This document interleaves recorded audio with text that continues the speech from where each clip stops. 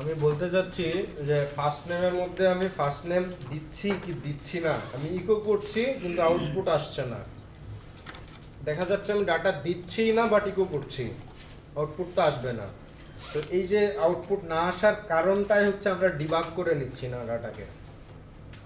Debug করার মানে এই না যে মানে ডাটার মধ্যে থেকে স্ক্যান করে এরর ফেলে দেওয়া, এই এরর ডিবাগিং না। এই ডিবাগিং হচ্ছে আমার ডাটার অবস্থান জানার জন্য, ডাটা যাচ্ছে কি যাচ্ছে না, আমি ডাটাকে যেখানে ইউজ করছি অ্যাকচুয়ালি কি ডাটা সেখানে আছে, এইটা আগে চেক করতে হবে। এই ডাটা কোথাও পাঠানোর আগে বা কোথার থেকে আসলেও, ধরেন আমরা আজকে ডাটাবেজ নিয়ে কাজ করি নাই, কিন্তু যখন ডাটাবেজ নিয়ে কাজ করব তখন দেখা যাবে যে ডাটাবেজ থেকে আনার কোয়েরি লিখছি, বাট ডাটা কোনো না কোনোভাবে আসছে না, হয় কোয়েরিতে এরর, নয় ভুল টেবিল সিলেক্ট করছি, এরর।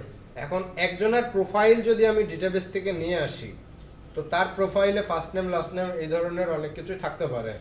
তো সেই ক্ষেত্রে ডাটা আসে নাই কিন্তু আমি ইকো করছি, কি এরর পাবো? আনডিফাইন্ড ভেরিয়েবল এরকম পাবো, কারণ ভেরিয়েবলে তো ডাটা নাই। তো এই ধরনের ইকো করার ক্ষেত্রে বা ওই ডাটাকে অন্য আবার কোথাও পাস করার ক্ষেত্রে আমাকে ডাটাকে চেক করতে হবে যে ডাটা অ্যাভেলেবল কিনা সেই জায়গায়, দেন আমরা পরবর্তী স্টেপে যাব। তো ডিবাগিংটা যদি আমি একটু দেখি, যে আমি একটা ফর্ম নিলাম ক্রিয়েট, যেখানে একটা ফর্ম তৈরি করব। যারা ফর্মে এখনো দুর্বলতা আছে ভালো করে মনোযোগ দেন। ফর্মের মেথড দিলাম পোস্ট, আর হচ্ছে অ্যাকশন দিলাম স্টোর ডট পিএইচপি।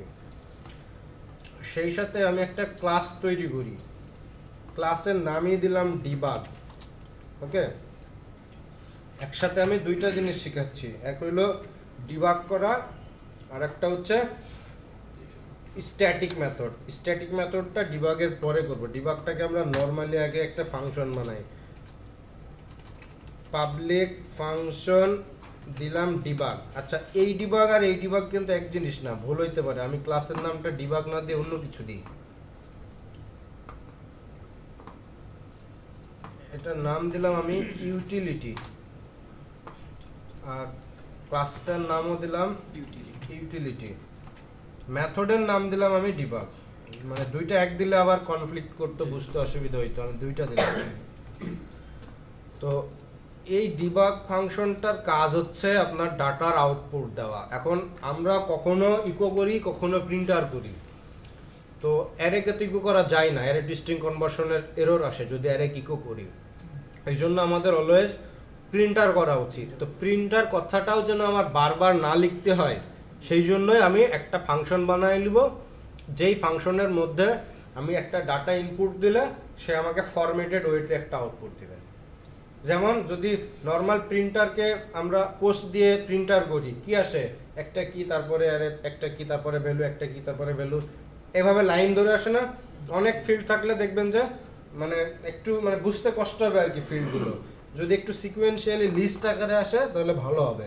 সেটার জন্য আসলে আমি ডিবাগ ফাংশনটা করতে যাচ্ছি। তো আমি এখানে একটা ফ্রি সহজেটা আর কি ওটা আমরা হ্যাঁ ইনপুট টাইপ দিলাম হচ্ছে টেক্সট, আর হচ্ছে নেম দিলাম টাইটেল, আর আমি একটা ইনপুট টাইপ বাটন নেব, সাবমিট, ভ্যালু হচ্ছে সাবমিটই দিলাম।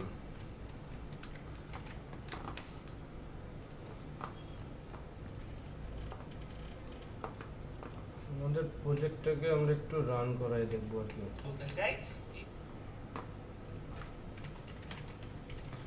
Local host 32 debug create.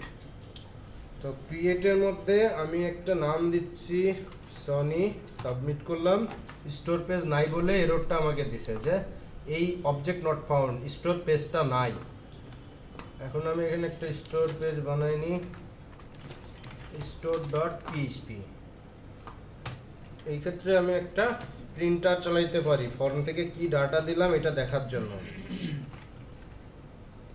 এখন যদি আমি আবারও সনি দিই, দিয়ে সাবমিট দিই, এই যে ডাটাটা দেখতে পাচ্ছি। এখন আমার এই প্রিন্টারটা যদি একাধিক হয় এরকম অনেকগুলো থাকলো। এখন আমি অনেকগুলোকে এখান থেকে তো পাঠাইতেই হবে আমাকে ডাটা, তাই না? তো এরকম এখানে কয়টা ফিল্ড আছে? সর্বশেষ করলে 10টা বা 12টা এমনও তো ফর্ম থাকবে যে ফর্ম, এই যে আপনাদের যে ফর্মটা করতে দিছিলাম একটু আগে, ওইটা পুরো ফর্মের 2% করতে দিছিলাম, তাহলে 98% বাকি ছিল। 98% মানে ফর্মটা কত বড় চিন্তা করছেন? তো এই ফর্মটা যদি আপনাদেরকে করতে দিতাম তাহলে এখানে অনেক ফিল্ড আসতো। সেই ক্ষেত্রে আমার টাইটেল শব্দের কি আমি এক দেওয়ার কারণে একই আসছে, আমি এই ভ্যালুগুলোকে চেঞ্জ করে দিলাম। তাহলে নতুন নতুন কি হলো প্রত্যেকটা ইনপুট ফিল্ডের জন্য। এখন যদি আমি ভ্যালুগুলো আবার দিই, সাবমিট দিলাম, এখন দেখেন তো এই কয়টা ফিল্ডেরই এই অবস্থা। এই হচ্ছে আমার কি, এই হচ্ছে তার ভ্যালু, এই হচ্ছে কি, এটা তার ভ্যালু। তো এই কটাতেই কিন্তু একটু ঘেঁচামেচা অবস্থা চলে আসছে। তো যদি 100টা ফিল্ড হয় দেখা যাবে যে এই মানে অর্ধেকটা চলে গেছে এরকম ভাবেই। তো আমরা চাই এইভাবে প্রিন্টার না কইরা আমরা যেটা করি এখানে একটা ইকো করি প্রি, তাই না? প্রি, তাহলে কিন্তু আমাদের এটা আর ওইভাবে আসবে না। এখন কিন্তু একটা ফরম্যাটেড ওয়েতে আসছে, কিসের মধ্যে কি আছে পারফেক্টলি বোঝা যাচ্ছে। তো এই যে এই কাজটা আমরা করলাম, আমরা আমাদেরকে অবশ্য প্রি আবার ক্লোজ করতে হবে, না হলে নিচের সব কোড যা থাকবে সব প্রির মধ্যে পড়ে যাবে। তো এই যে আউটপুটটা আমরা পাইলাম একটা সুন্দর স্ট্রাকচার ওয়েতে, এইটুকের জন্য যদি আমার এই 3 লাইন কোড লেখা লাগে, আমার যখন একটা অ্যাপ্লিকেশন হবে তখন আমার প্রতিটা ক্ষেত্রেই আমার ডাটা প্রিন্টার করে দেখতে হবে। তো প্রতিটা ক্ষেত্রেই আমি এই 3 লাইন করে লিখবো, আমি একটা মেথড বানায় নেব, যেই মেথডটা, যে মেথডে কল করার সময় আমি এই যে ডাটাটা পাস করে দিব এবং আমি ওই ফরম্যাট আউটপুটটা পেয়ে যাব। সেটার জন্য আমি একটা ক্লাস বানাইছি যেটার নাম দিয়েছি ইউটিলিটি। এই ধরনের মানে আশপাশের সাপোর্টিং যে মেথডগুলো থাকবে ডিরেক্ট কাজের সাথে যুক্ত না, সাপোর্টিং মেথড, যেমন এই যে ইউটিলিটি একটা, তারপরে এরকম আরও কিছু কিছু থাকবে, সেগুলো আমরা ধরেন ইউটিলিটি নামে একটা ক্লাসের মধ্যে রেখে দেবো। তো ইউটিলিটি ক্লাসের ডিবাগকে যখন কল করবো তখন এ তো একটা ডাটা এক্সপেক্ট করে যাকে ডিবাগ করে দিবে সে। ডাটা নামে ডাটা দিলে আবার কনফ্লিক্ট হইতে পারে, অনেকে ভাবতে পারে অলওয়েজ ডাটাই দিবে, এটা হতে পারে যে কোনো কিছু। আমরা এমটি দিয়ে অ্যাসাইন করে দিলাম এটাকে, ওকে। এই জায়গায় আমরা ওই 3 লাইন কোড লিখে রাখবো, প্রি দিয়ে রাখবো, প্রিন্টার দিয়ে এখন কি হবে বলেন তো?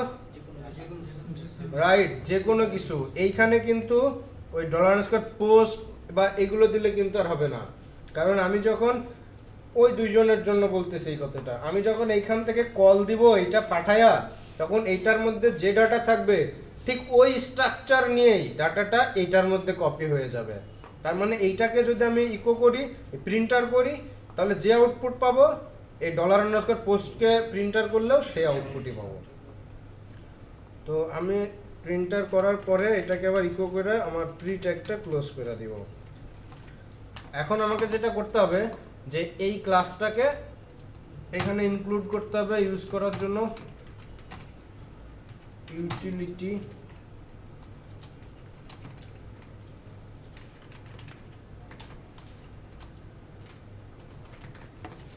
ইউটিলিটি। এখন আমি এই যে ইউটিলিটির অবজেক্ট দিয়ে কল করতে পারবো না, এটাকে অবজেক্ট দিয়ে কাকে কল করবো? ডিবাগকে। কল করার সময় কি পাঠাই দিব? $পোস্ট।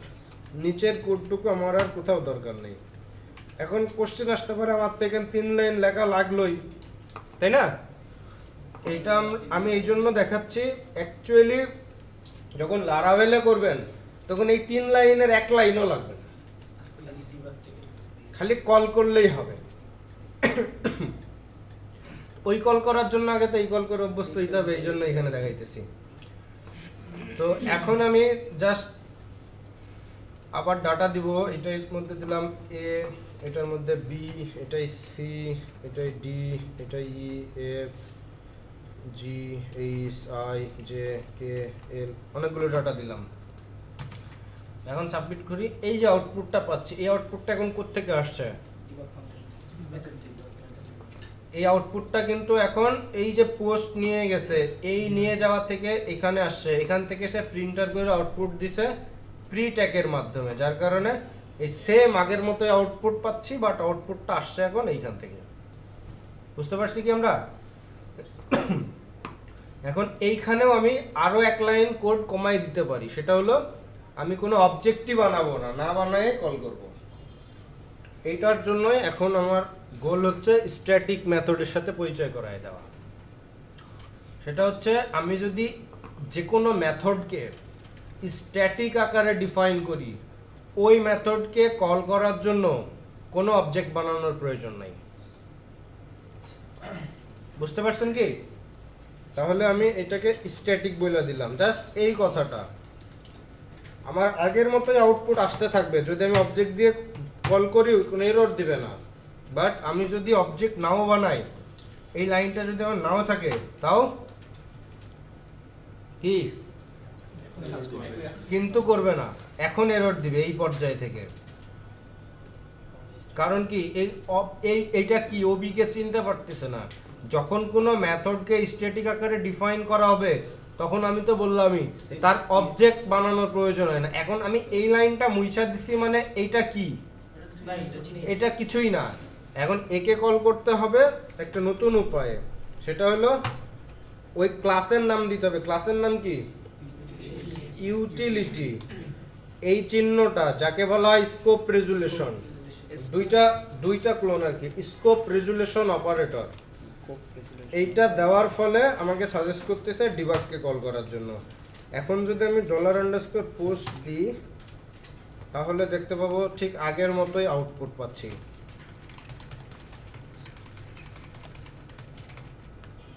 এই যে, তাহলে আমার এইখানে এই 2 লাইন লাগলো না, অবজেক্ট বানানো লাগলো না, আমরা এইভাবে কল করতে পারলাম। তো এটাই হচ্ছে আসলে স্ট্যাটিক মেথডের বৈশিষ্ট্য। স্ট্যাটিক মেথডে কোনো মেথড ডিফাইন করলে আমাদের অবজেক্ট তৈরি করার ঝামেলা থাকে না, সেই ক্ষেত্রে এক লাইন কোড আমরা বাইচা যাই। দুইটা লাইনই বেঁচে যাচ্ছে, কারণ ওগুলো যদি করে ক্লাসগুলো অ্যাড করে দেই, তাহলে তো এক লাইনই কাজ হচ্ছে। মানে ক্লাস আমি যে স্কোপ রেজুলেশন দিয়ে এইটাকে কল করলাম, এই সাথে সাথে আমি আপনাদের আরো একটা জিনিস শিখাই ফেলছি লারাভেলের, যেটা আপনারা জানেনই না। সেটা হচ্ছে নেমস্পেস ইউজ করতে হবে। নেমস্পেসটা মাস্ট বি লাগবে লারাভেলের সব জায়গায়, প্রতিটা কন্ট্রোলারেই। আগেই বলছি আমাদের এই অবজেক্ট ওরিয়েন্টেড ক্লাস যেটা, সেটাই লারাভেলের কন্ট্রোলার। ক্লাসটাই কন্ট্রোলার। ক্লাসে যেভাবে নেমস্পেস দিচ্ছি, নেমস্পেস কিন্তু বাধ্যতামূলক কন্ট্রোলারে, নেমস্পেস ছাড়া হবে না। কিন্তু অবজেক্ট ক্রিয়েট করলে তো নেমস্পেস বাদে মানে লোড হয়ে যায়, তার নেমস্পেসটা আমরা কেন ব্যবহার করতেছি? কোই অবজেক্ট ক্রিয়েট করলে নেমস্পেস ছাড়া create, object use namespace use না করলে কি অবজেক্ট ক্রিয়েট করা যায় নাকি? নেমস্পেসের ইউজ না করলে অবজেক্ট ক্রিয়েট করা যায়? সম্ভব না তো। না, নেমস্পেস যদি আমি ডিক্লেয়ার না করি, আমি অবজেক্টটা আলাদা পেজে ইনক্লুড করে করবেন। এটা তো ছোটখাটো কোন প্রজেক্ট হলে সম্ভব আর কি, বড় প্রজেক্ট হলে অবশ্যই নেমস্পেস লাগবে তো, না হলে আপনি কোন কোড কোথায় আছে আপনাকে ইশারা করে বলে দিতে পারবে স্ট্রাকচারটা, যে এই ফোল্ডারের মধ্যে এখানে এখানে যে তোমার এই ক্লাসটা আছে। ঠিক আছে, নেমস্পেস লাগবে। তো এইখানে আপনাকে শিখালাম আমি একটা জিনিস, ডিবাগ করা। দ্বিতীয় হচ্ছে স্ট্যাটিক মেথড কিভাবে কাজ করে। 3 নাম্বার আরেকটা জিনিস শিখে ফেলছি, সেটা হলো আমাদের স্কোপ রেজুলেশন অপারেটর কি এবং কিভাবে ইউজ করতে হয়। লারাভেলের সব সময় প্রতিটা মেথডকে ম্যাক্সিমাম টাইম যেগুলো বিল্ট ইন মেথড থাকবে সবগুলো স্ট্যাটিক আকারে ডিফাইন করা থাকে। মডেলগুলোকে যেমন ধরেন আমি একটা মডেল, আমি মানে লারাভেলের এই ডিডিটা লারাভেলের বিল্ট ইন ভাবে বানানোই আছে। প্রথম ডি এর মানে হচ্ছে ডিবাগ, আর দ্বিতীয় ডি এর মানে হচ্ছে ডাই। আপনি যদি ডিডি কে কল করেন, সেই ক্ষেত্রে ডিডির মধ্যে যে ইনপুটটা আপনি দিবেন, সেই ইনপুটের আউটপুট দেখানোর পরে ডিডির নিচে যত কোড আছে সবগুলো সে এক্সিট করে দিবে, রান করবে না। মানে আমি যখন ডিবাগ করতে চাই ডাটা, যে আমার ডাটা আসলো কিনা, তখনই আমি ডিডি করব, ডিবাগ এন্ড ডাই। বাকিটা এক্সিকিউট দিচ্ছে, আমি যতক্ষণ পর্যন্ত মানে আমার যখন দেখবো আমি ডাটা পেয়ে গেছি, তখন ডিডি কে আমি কমেন্টিং করে দেব। আলটিমেটলি আমরা তো এমনি ম্যানুয়ালি চেক করার জন্য এটাই করি, জাস্ট চেক করি দেন চেক করার সময় আমরা কি করি, এখন আমরা নরমালি করি প্রিন্টার এর মধ্যে ডাটা দিই, তাই না? এটা থেকে একটু স্মার্ট ওয়ে শিখলাম, সেটা হলো স্ট্যাটিক মেথড নিজেরা ডিফাইন কইরা দেখা। লারাভেলে যখন যাব তখন আরো স্মার্ট, জাস্ট এইটুকু লিখলেই হয়ে যাবে।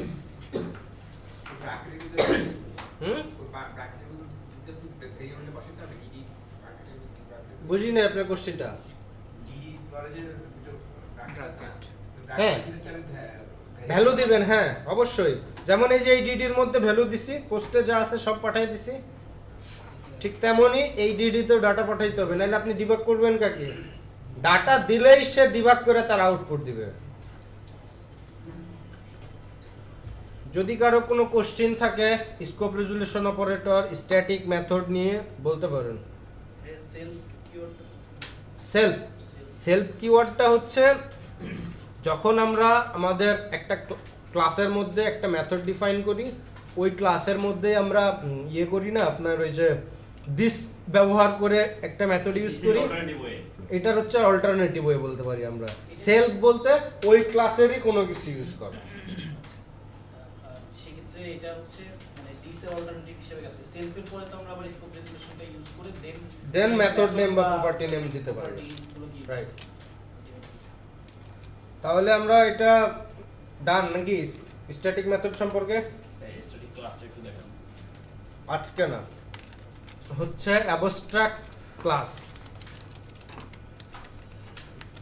ডিবাগের পরে আমি একটা ক্লাস বানাইতে চাই, ফাইলটার নাম দিলাম অ্যাবস্ট্রাক্ট।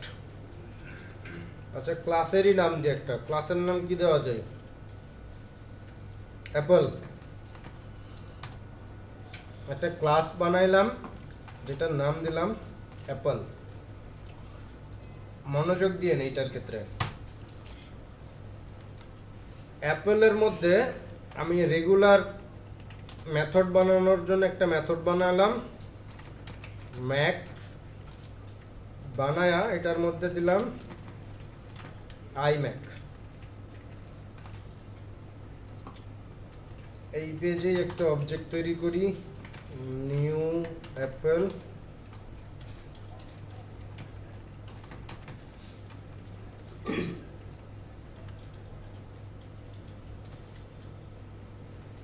নিউ অ্যাপেল এবং নিউ দিয়ে অ্যাপেলের মেথডকে কল করব। ঘটনা কি পাই না কেন? নিউ কিওয়ার্ড ইউজ করেন নাই। ও সরি নিউ কিওয়ার্ডটা ইউজ করি নাই। এখন আমি ম্যাককে কল করব, রেগুলার যেটা করি সেটাই করলাম।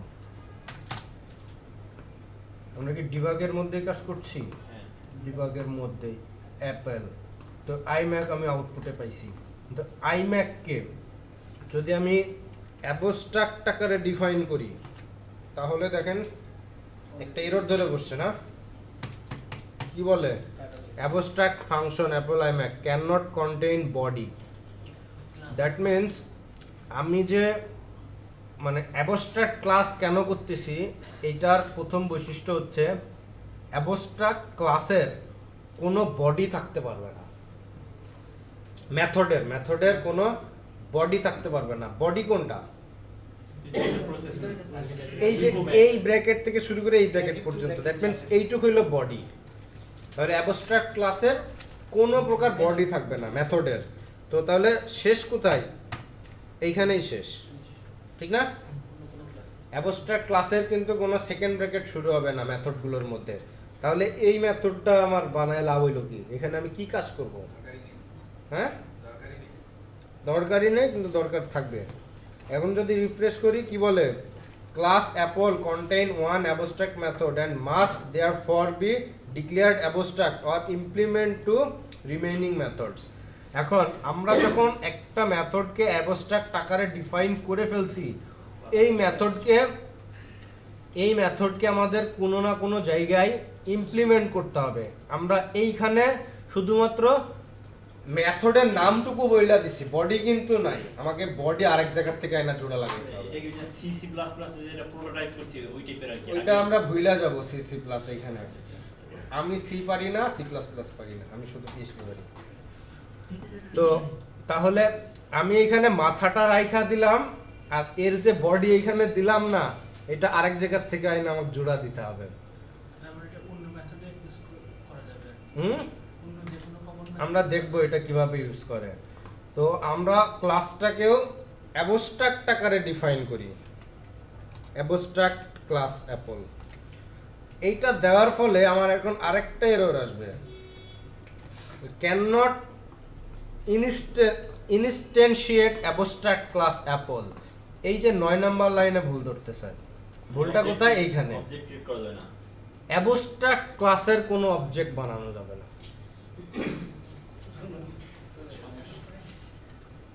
লাভের হিসাব নিকাশ পরে আসেন না।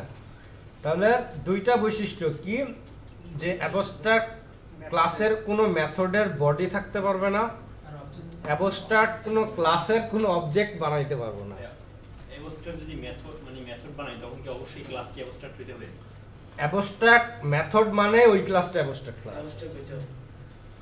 তো তাহলে আমি অ্যাবস্ট্রাক্ট আকারে একটা বানাইছি, এটাকে আমি অবজেক্ট বানানোর জন্যই আমার এররটা আসছে। তাহলে অ্যাবস্ট্রাক্ট ক্লাসের লাভ হইল কি, আমার এটার মেথডের বডিও নাই, আবার এটার অবজেক্টও বানানো যায় না। এটা অন্য মেথডে ইউজ করা যায়। আমরা এটা দেখব কিভাবে ইউজ করতে হয়। এটা অ্যাকচুয়ালি এমন একটা ক্লাস, যেমন ধরেন আপনি একটা মেইন ক্লাস বানাই দিবেন, এবং মেইন ক্লাস এমন একটা ক্লাস বানাবেন যেই ক্লাসের কোনো, মনে করেন আপনি সিনিয়র ডেভেলপার, আপনি একটা ফুল স্ট্রাকচার দাঁড় করাই দিবেন যে এই তুমি ক্লাস নাও, যেমনটা লারাভেলে আছে। অ্যাবস্ট্রাক্ট ক্লাস অনেক আছে লারাভেলের। লারাভেলের ওই ক্লাস থেকে আপনি কোনো অবজেক্ট বানাইতে পারবেন না। লারাভেল বইলাই দিছে আমার এই ক্লাস তুমি অবজেক্ট বানাইতে পারবে না। এরকম আপনার যদি কোথাও লাগে এরকম যে এরকম একটা ক্লাস থাকবে যেটার কোনো অবজেক্ট বানানো যাবে না, কিন্তু সেই ক্লাসটাকে, সেই স্ট্রাকচারটাকে ব্যবহার করে আপনি কিছু বানাইতে পারবেন এবং বানাইতে বাধ্য, সেইটার বাইরে যদি যান নিয়মের, তাইলে আপনি কিছু করতে পারবেন না। মানে এটা একটা মডেলের মতো আর কি, এটা সেই মডেলকে ইউজ করে ডিফাইন করতে এইটা হবে। একটা স্ট্রাকচার, এই স্ট্রাকচারটা আপনাকে মাস্ট বি ফলো করতে হবে যদি আপনি এই ক্লাসটা নিয়ে কিছু করতে চান, এবং এই ক্লাসটাই মেইন ক্লাস হিসেবে কাজ করবে, এবং এইটার অবজেক্ট আপনাকে বানাইতে পারবেন না যেমন, কিন্তু এইটা থেকে এক্সটেন্ড করে একটা সাব ক্লাস বানাইতে পারবেন। তার মানে এটা দাঁড়ালো অ্যাবস্ট্রাক্ট ক্লাস থেকে কোনো অবজেক্ট বানানো যাবে না, এবং এর মেথডের কোনো বডি থাকতে পারবে না, এবং এই ক্লাসের স্ট্রাকচারটা ইউজ করতে গেলে এটাকে মাস্ট বি Extend করতে হবে। এক্সটেন্ড করে আরেকটা ক্লাস বানাইতে হবে। তো আমি এই দুই লাইন এখন বন্ধ করে দিলাম, দিয়ে একটা ক্লাস তৈরি করব আমি এখন, যেটার নাম দিই, কি দেওয়া যায়, সনি দিলাম, এক্সটেন্ড করলাম অ্যাপলকে। এখন আমি বললাম যে এটাকে এক্সটেন্ড করতে হবে, আমি কি ভুল কিছু করছি? Extend আগে static বলে দিতে হবে। যদি স্ট্যাটিক বলে দিই এটাকে, তাহলে তো আবার এটাও স্ট্যাটিক ক্লাস হয়ে গেল। অ্যাপেলের আগে কি static না, বলে দিতে হবে না, এক্সটেন্ড করার এক্সাক্ট ফরম্যাট আমি দিছি, তারপরেও এরর। এই জন্যই এরর। আমি যখন অ্যাবস্ট্রাক্ট ক্লাস বানাইছি, অ্যাবস্ট্রাক্ট ক্লাস বানানোর উদ্দেশ্য হইল এই ক্লাসের কেউ অবজেক্ট বানাইতে পারবে না, এবং এই ক্লাসের মেথডে কোনো বডি থাকতে পারবে না। বডি যদি না থাকে তাহলে এই মেথডগুলোর কাজ কি? এই মেথডগুলোর কাজ হইল, আপনি যখন এই ক্লাসের একটা সাব ক্লাস তৈরি করবেন, তখন অবশ্যই এই মেথডগুলোকে ওই সাব ক্লাসের মধ্যে আপনাকে ইমপ্লিমেন্টেশন করতে হবে। মানে আপনাকে বাধ্য করে দিলাম আমি যে তুমি এই কাজটা করতে গেলে তোমাকে অবশ্যই এই ক্লাসের একটা সাব ক্লাস বানাইতে হবে, এবং আমি যে মেথড নাম দিছি এই নাম নিয়েই তোমাকে কাজ করতে হবে, নাইলে তুমি কিছু করতে পারবে না। প্রোটেক্টের ব্যাপারটা থাকবে, প্রোটেক্ট আছে বলেই তো এটা করা, যেন আপনি মেইন ক্লাসে কিছুই না করতে পারেন। অবজেক্টও বানাইতে পারবেন না, অবজেক্ট না বানাইতে পারলে আপনি বাইরে থেকে কিভাবে ইনপুট দিবেন ক্লাসের মধ্যে? আলটিমেটলি আমরা তো এক্সটেন্ড করে ইউজ তো করতেছি। আমি দেখি একটু ব্যাপারটা বুঝাই বলতেছি। তো তাহলে আসলে আমি সিকিউরিটি নিয়ে কোনো কথা বলতেছি না এখন। এক্সটেন্ড করছি, তাহলে কন্ডিশন ছিল যে আমার অ্যাবস্ট্রাক্ট ক্লাসে যে মেথড থাকবে সেই নামে আমাকে মেথড বানায় ডেভেলপ করতে হবে। এক প্রকার আপনাকে বাধ্য করে দেওয়া আমার, তাছাড়া কিছুই না। এখন এইখানে আমি যে ফাংশনটা বানাবো পাবলিক ফাংশন, আমি যদি ম্যাক নামে একটা ফাংশন বানাই, এই যে এখন দেখেন এতক্ষণ কিন্তু আর কোনো এরর নেই, এবং আমাকে কমেন্ট করে এডিটরি বলে দিতেছে to do implement Mac method, এবং এডিটরটার স্টাইলটাও চেঞ্জ হয়ে গেছে। দেখছেন এটা যতক্ষণ ছিল না ততক্ষণ এইখানে একটা আইকন ছিল, দেখতে পাচ্ছি আমরা আইকনটার মানে হচ্ছে এই অ্যাপলের ডেভেলপমেন্ট কোথাও না কোথাও হচ্ছে। এখানে ক্লিক দিলে আমার মাউস কার্সার সনিতে চলে আসতেছে, দেখেন আর উপর দেখেন এইখানে ডেভেলপ হইতেছে এই অ্যাপলটা। যখন আমি এই ফাংশনটা লিখলাম তখন এইখান থেকে আরো একটা ইনস্ট্রাকশন আছে যে এই যে ফাংশন তুমি নিচে দেখো এটা ডেভেলপমেন্ট আছে কোথাও, ম্যাকে চলে যাবে। এখানে দেওয়ার সাথে সাথে ম্যাকে চলে আসছে যে এটা ডেভেলপমেন্ট ম্যাকে। তার মানে আপনি আলটিমেটলি কাজ করতেছেন সনিতে, বাট আমি আপনাকে বাধ্য করছি সনির মধ্যে আপনার ম্যাক নামে মেথড রাখতে হবে, যেটা আমি এখানে বলে দিছি। এখন এখানে যদি আমি আরো একটা বলি ম্যাক দিলাম, এখানে যদি আমি এখন স্যাক দিই আবার এরর আইসা বসে রয়েছে, কারণ আমাকে অবশ্যই ইউজও যদি না করি সেক্ষেত্রে ডিক্লেয়ার করে রেখে দিতে হবে। আমার কিছু করি আর না করি আমার ওই মেথডগুলোর ফাঁকা ইমপ্লিমেন্টেশন হলেও করতে হবে। ডিক্লেয়ার করে রেখে দিতে হবে। এখন আমি যদি আরেকটা মেথড বানাই পাবলিক ফাংশন, এই যে এরর চলে গেছে। এখন আমি এখানে মাউস রেখে যদি ক্লিক দিই দেখবো যে আমার এই মেথডে চলে আসছে। বেসিক ইউজটা বুঝতে পারছি, তাহলে এটার কাজটা কি? ওকে, তবে এইখানে যদি আমরা আবার কোনো মেথড বানাই যে পাবলিক ফাংশন টেস্ট, একটা মেথড বানাইলাম না, এটা কিন্তু আবার অ্যাবস্ট্রাক্ট মেথড না, এটা কি নরমাল মেথড, এটার কিন্তু আবার বডি আছে, এটা কিন্তু অ্যাবস্ট্রাক্ট মেথড না। কিন্তু আমরা ক্লাসের আগে তো অ্যাবস্ট্রাক্ট বলে দিছি। ক্লাসের আগে অ্যাবস্ট্রাক্ট বলে দিছি, তার মধ্যে নরমাল মেথড লেখা যাচ্ছে। অ্যাবস্ট্রাক্ট ক্লাসে অ্যাবস্ট্রাক্ট ক্লাসের মধ্যে নরমাল মেথড থাকতে পারে। থাকতে পারে। আমি একটা অবজেক্ট বানাই দেখাই, অ্যাবস্ট্রাক্ট ক্লাসের তো অবজেক্ট বানানো যাবে না, আমি এক্সটেন্ড করছি এটার অবজেক্ট বানাই একটা অবজেক্ট বানাই আমরা dollar ob equal to new Sony. এখন এই ওবি দিয়ে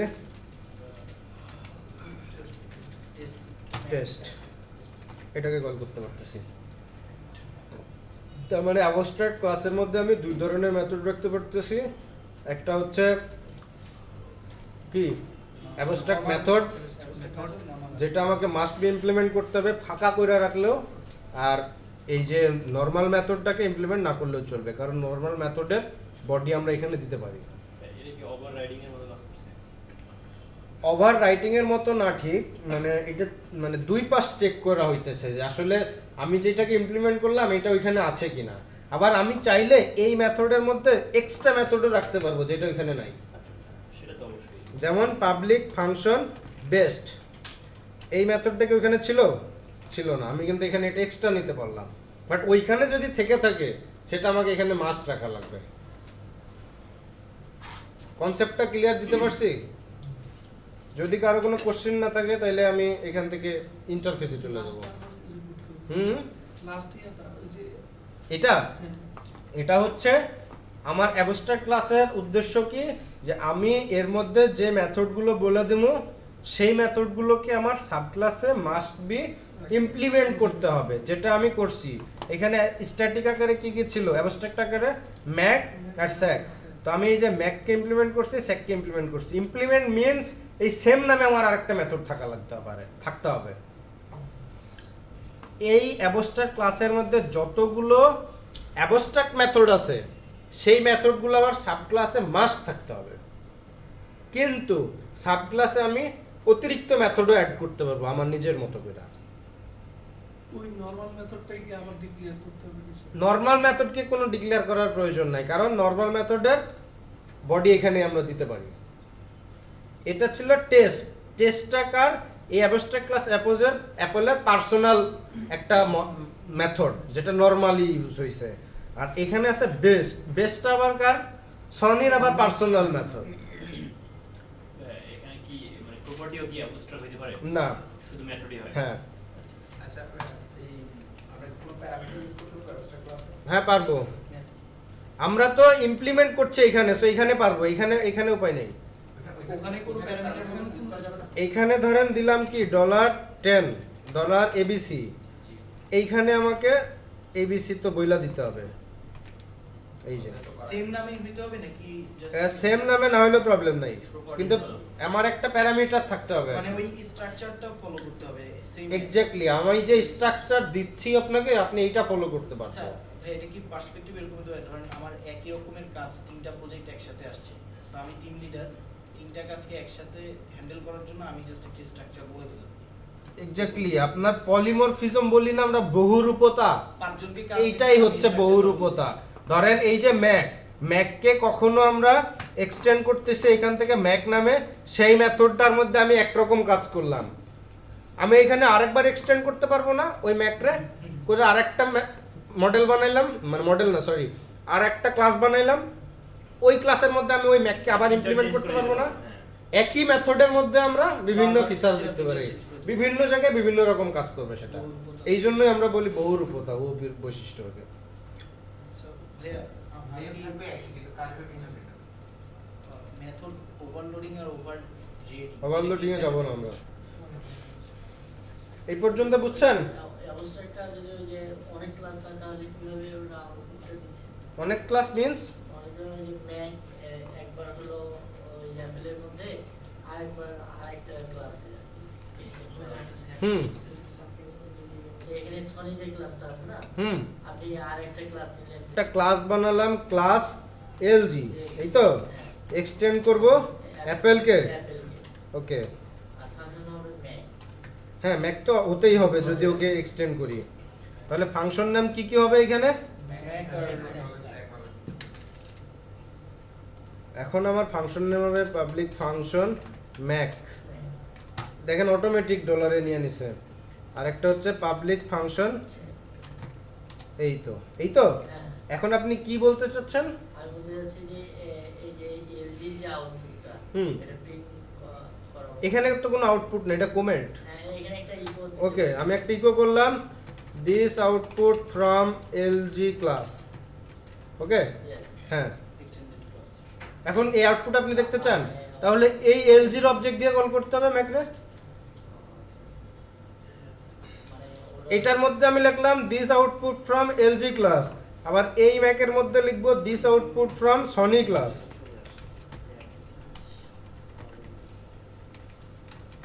this output from Sony class.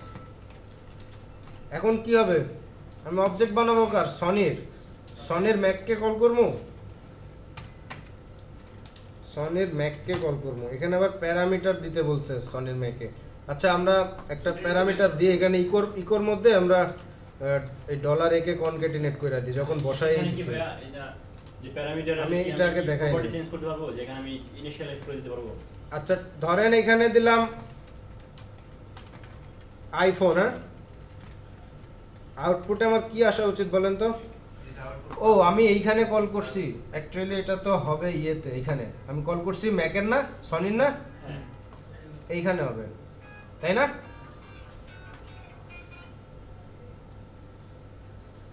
একটা মিনিট, এই যে সনি ক্লাসের ম্যাকের মধ্যে এখানে আইফোন আসছে, this output from Sony class iPhone, এরকমটা আউটপুট আশা করতেছি আমরা, দেখি কি আসে।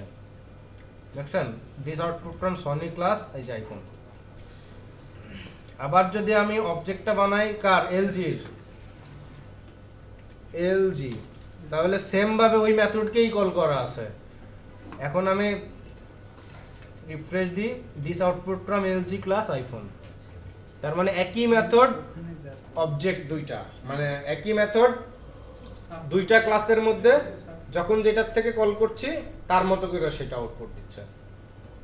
তাহলে এটা সাব ক্লাস বাদে কখনোই রান হবে না।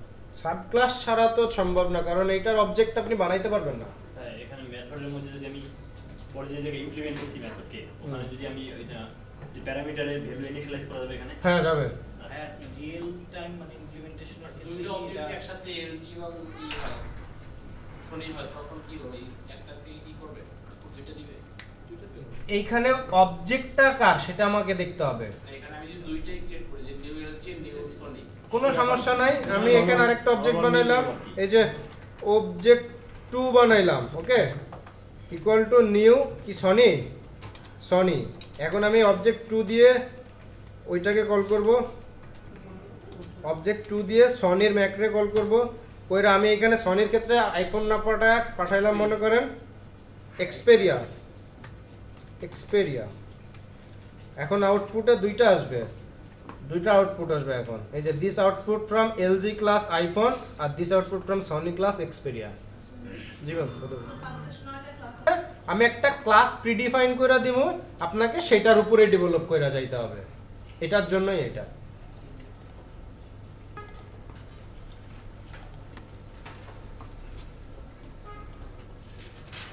আমরা একটা ইন্টারফেস নিব, পিএইচপি ফাইলটার নাম কি দিব বলেন?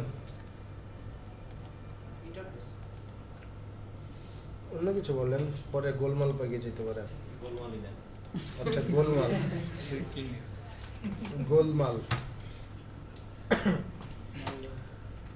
ইন্টারফেস এক অর্থে পুরো ডিফারেন্ট জিনিস, আবার আর এক অর্থে অলমোস্ট সিমিলার। ক্লাসের মতো।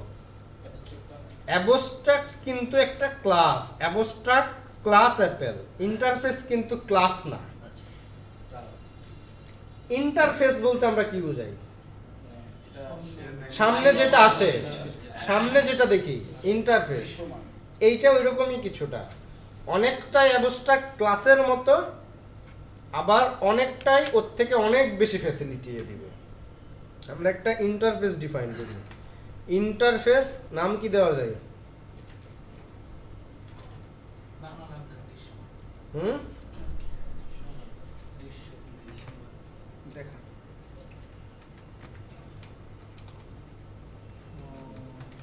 হইনি দিলাম, আপনারা তো কেউ নাম কইতেছেন না। এখন অ্যাবস্ট্রাক্ট ক্লাসে যেমন অবজেক্ট বানাইতে পারি নাই, এইটারও পারবো না। অ্যাবস্ট্রাক্ট ক্লাসে যেমন মেথডের নাম দিছি, বডি দিতে পারি নাই, এইখানেও তাই। অ্যাবস্ট্রাক্ট ক্লাসের এই দুইটা বৈশিষ্ট্য এটার সাথে একদম মিল, আগেই বলছি অনেকটা একই রকম।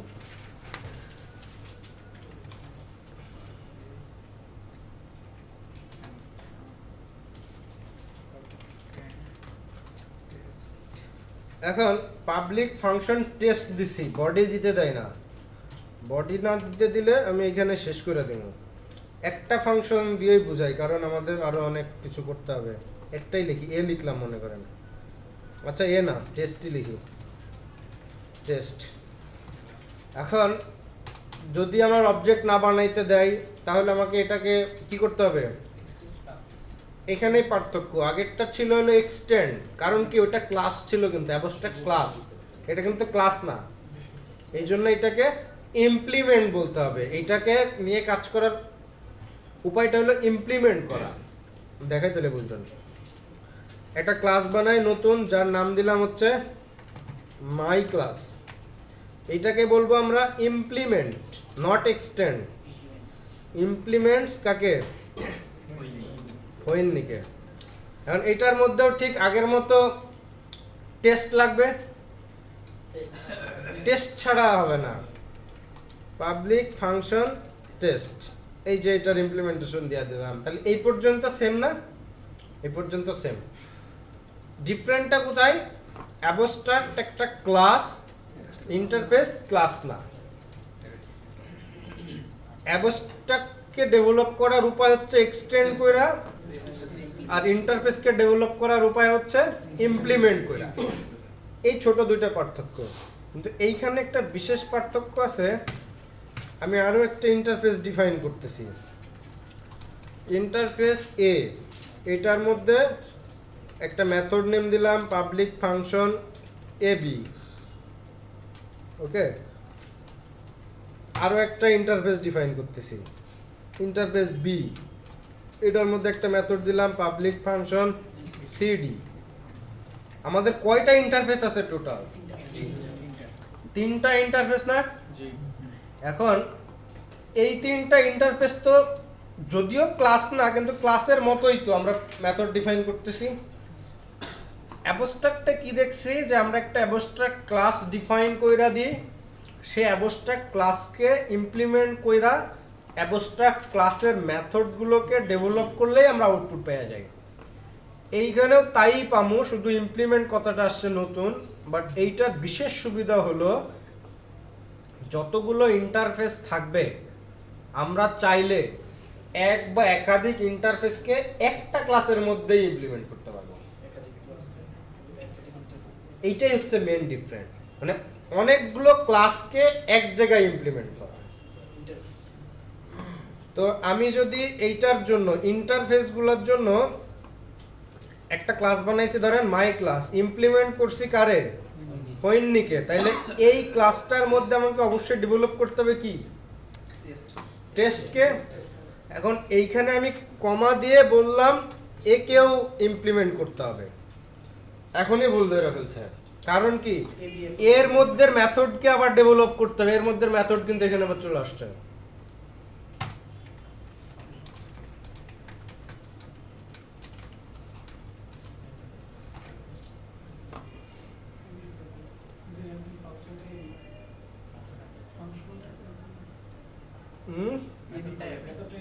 ও রাইট, এই জন্য ভুল আসছিল, কিন্তু এটা এখনো কেন এরর দিচ্ছে জানি না। আমরা একটু রান করে দেখি কি ছিল ফাইলটার নাম, গোলমাল, কোনো এরর নাই। আমরা একটা অবজেক্ট বানাই যদি এবির মধ্যে, আমরা একটা, ও আমাদের তো সবগুলো মেথড আমরা ইমপ্লিমেন্ট করি না, এই জন্য এরর দিচ্ছে, কিন্তু এর তো একটাই, একটা তো করছি। আচ্ছা, বি কে করতে হবে এমন তো কোনো কথা নাই, আমার ইচ্ছা হইলে করবো, নাইলে না। আচ্ছা, বি পর্যন্ত দিছি, হয়তো এটা পার্সার এরর, এটা এখানে থাকতে পারে, এটা কোনো সমস্যা নাই, আমরা দেখি রান করে। পাবলিক ফাংশন বির মধ্যে মেথড কি ছিল, সিডি, শেষ। আচ্ছা, এখন আমরা এবির মধ্যে একটা ইকো করি, I am from AB of my class. My ক্লাসের একটা অবজেক্ট বানাই, object equal to new my class. এই অবজেক্ট দিয়ে ইন্টারফেসের সাথে মেইন ডিফারেন্সটা হইছে অবজেক্ট দিয়ে আমরা কাকে কল করব, কার মধ্যে ডিফাইন করলাম, সিডি তে না।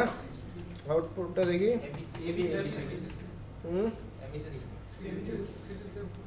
ও আমরা ডিফাইন করছি এবি তে আউটপুটটা, এই যে। তাহলে ইন্টারফেস আর অ্যাবস্ট্রাক্টের মধ্যে ডিফারেন্সটা কি দাঁড়ালো, মানে আমরা একসাথে একাধিক এক্সটেন্ড করতে পারি। এক্স্যাক্টলি, আমরা ইন্টারফেস বানায় বানায় রাখতেছি, চাইলে একের অধিক ইন্টারফেসকে এই একটা ক্লাসের মধ্যে আমি ডেভেলপ করতেছি সব, এবং প্রতিটা ইন্টারফেসে যেভাবে মেথড ডিফাইন করা আছে ওই মেথডগুলোকে আমাকে অবশ্যই ইমপ্লিমেন্ট করতে হবে। এখানে যে এররটা ধরছে এটা মানে পার্সার এরর, আমাদের কোডে কোনো এরর নেই। তো ভাই এখানে যদি মানে আমার ইন্টারফেসের মধ্যে পাবলিক ডে আছে, বাট আমি যেখানে ডেভেলপ করতে চাই ওখানে যদি আমি আমার ওই ইয়েটা চেঞ্জ করে দেই, প্রোটেক্টেড দিবেন মানে ইন্টারফেসের বাইরে অবশ্যই দেওয়া যাবে। না, দেওয়া যাবে না, আমাকে স্ট্রাকচার তো ফিক্স করে দেওয়া, আচ্ছা আচ্ছা, এটা দেওয়া যাবে না। ওর স্ট্রাকচারটা ইউজ করে আমি জাস্ট আমার ইয়ারগুলো চেঞ্জ করব, সেটা করা যাবে না। ওইখানে যেভাবে দিবে পাবলিক প্রাইভেট প্রোটেক্টেড যা দিবে ডেভেলপেও তাই দিতে হবে। এখানে প্যারামিটার রাখলে ওই নামে নিচেও প্যারামিটার রাখতে হবে, সেম মানে সেম নামে না হোক, মানে প্যারামিটার রাখতে হবে আর কি। যতগুলো রাখি আর কি। আমি কি আইডিয়া দিতে পারছি ইন্টারফেস আর অ্যাবস্ট্রাক্ট নিয়ে?